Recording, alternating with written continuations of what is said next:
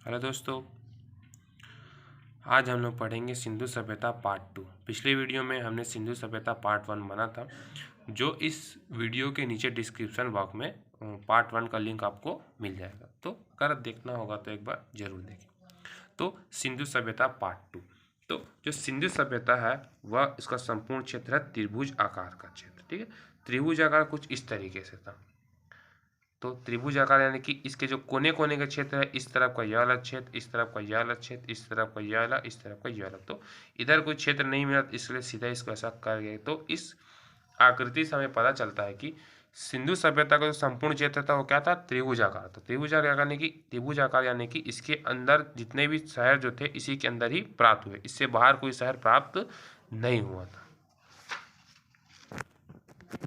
ठीक है, तो त्रिभुज आकार यहाँ जो क्षेत्र है, ये ऊपर का ये वाला इस तरफ एक बलूचिस्तान क्षेत्र है, ये बाकी का क्षेत्र यहाँ से और ये महाराष्ट्र तक होते हुए बलूचिस्तान जाता है, कुछ इस तरीके से ऐसे करके यहाँ तक।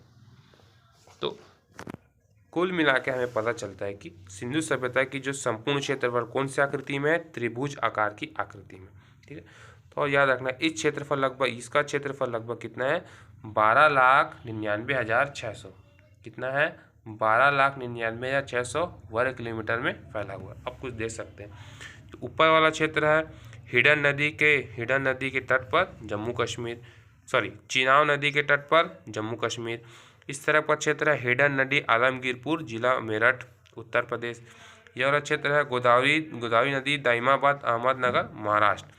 और ये वाला क्षेत्र है दशक नदी के किनारे सुतका गेंडोर बलूचिस्तान जो पाकिस्तान में। ठीक है, तो इसको याद करने के लिए एक ट्रिक बनाया। सबसे पहले जम्मू कश्मीर, तो जम्मू कश्मीर में देखो नाव जम गया।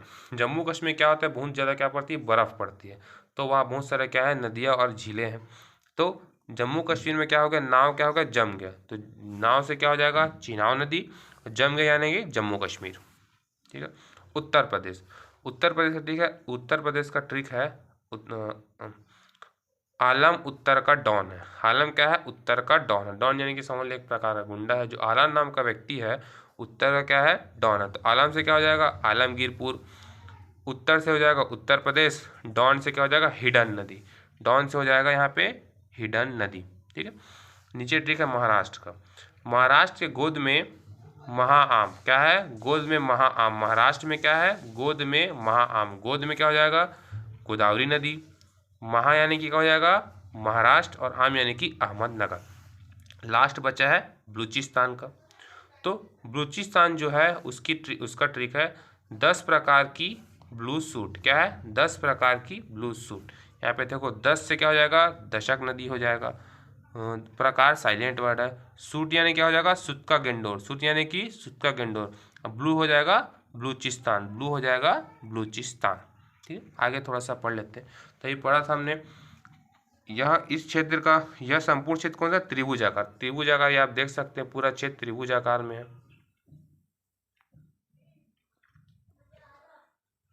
त्रिभुज आकार में पूरा क्षेत्र क्या हो गया, दिख रहा है। ठीक है, तो ट्रिक आपको समझ में आएगा। एक बार ट्रिक और देख लेते हैं। जम्मू कश्मीर का नाव जम गया। नाव से क्या हो जाएगा, चिनाब नदी। जम से जम्मू कश्मीर। उत्तर प्रदेश में क्या हुआ, आलम उत्तर का डॉन है। तो आलम से आलमगीरपुर, उत्तर से उत्तर प्रदेश, और डॉन से हिडन नदी। महाराष्ट्र का क्या हो जाएगा, गोद में क्या है, महाआम। तो गोद में हो जाएगा गोदावरी नदी। महा यानी कि महाराष्ट्र, और आम यानी कि आम यानी कि अहमदनगर। बलूचिस्तान का ट्रिक हो जाएगा 10 प्रकार की ब्लू सूट। क्या, 10 प्रकार की ब्लू सूट। तो 10 से हो जाएगा दशक नदी। सूट यानी कि सुतका गेंडोर, और ब्लू यानी कि बलूचिस्तान। तो यहाँ पे हमने देखा यह संपूर्ण क्षेत्र त्रिभुजाकार। ये देखिए त्रिभुजाकार है, और इसका क्षेत्रफल लगभग कितना है, 12,99,600 वर्ग किलोमीटर। 12,99,600 वर्ग किलोमीटर में फैला हुआ है। इस सभ्यता का काल यानी कि समय। तो किस समय थी यह सभ्यता का, इसका निर्धारण रेडियो कार्बन C14। कौन सा, रेडियो कार्बन C14। ये एक प्रकार का टेक्निक है, प्रक्रिया, जिसके द्वारा क्या होता है, समय का निर्धारण होता है। तो आपको कभी क्वेश्चन आ जाएगा तो पूछेगा कि इस काल का निर्धारण कैसे किया गया था। तो रेडियो कार्बन C14 द्वारा किया गया था। कब, 2300 से 1750 ईसा पूर्व। 2300 से 1750 ईसा पूर्व निर्धारण किया गया। समकालीन सभ्यता, तो जिस समय सिंधु सभ्यता थी उस समय कौन सी सभ्यता? मेसोपोटामिया की सभ्यता, सुमेर की सभ्यता और मिस्र की सभ्यता। ये तीनों सभ्यता भी सिंधु सभ्यता के साथ साथ चल रही थी। सिंधु घाटी सभ्यता के निवासियों की सभ्यता जानने का मुख्य स्रोत यानी कि नगरों का अवशेष, अवशेष यानी कि जमीन में दबे हुए चीजें। तो इस समय की जितने भी किताबें हमें प्राप्त हुई हैं उसे अभी तक पढ़ा नहीं जा सका, इसीलिए इस सभ्यता की जानकारी कहाँ से मिलती है हमको? नगरों के अवशेष से। कहाँ से? नगरों के अवशेष से। अब यहाँ पे देखिए नगर नियोजन। नगर नियोजन यानी कि सिंधु सभ्यता की सबसे बड़ी विशेषता क्या थी? नगर नियोजन। इस संस्कृति की मुख्य विशेषता यहाँ की नगर नियोजन यानी कि नगर को किस तरीके से बनाया गया था, नगर बनाने का प्लानिंग। नगरों को दो भागों में बांटा गया। पहला प्रथम कुछ भाग क्या है? ऊंचाई पर है तथा कुछ भाग क्या है? नीचे स्थान पर। तो कुछ भाग ऊंचे थे और कुछ भाग क्या थे? नीचे थे। ठीक, नीचे नियोजन स्थान पर नियोजन की मुख्य विशेषता, इसके नियोजन के मुख्य विशेषता जल निकासी का उत्तम व्यवस्था, मतलब कि जल निकलने का, पानी को जो निकलने का जो रास्ता था वो क्या था? अच्छा था। पक्की ईंटों का प्रयोग, तो उस सभ्यता के लोगों के जो घर बने थे वो क्या थे? पक्की ईंटों के थे। साथ ही साथ समकोण पर काटती हुई सड़क, समकोण पर यानी कि ऐसे और ऐसे, इस प्रकार की क्या थी? यहाँ पे सड़कें थी बिल्कुल बराबर, जैसे कि शहर में होता है।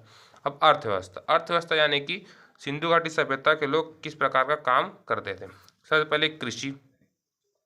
सिंधु सभ्यता के लोग कपास, गेहूं और जौ की खेती करते थे। ठीक है, कपास, गेहूं और जौ की खेती करते थे सिंधु सभ्यता के लोग।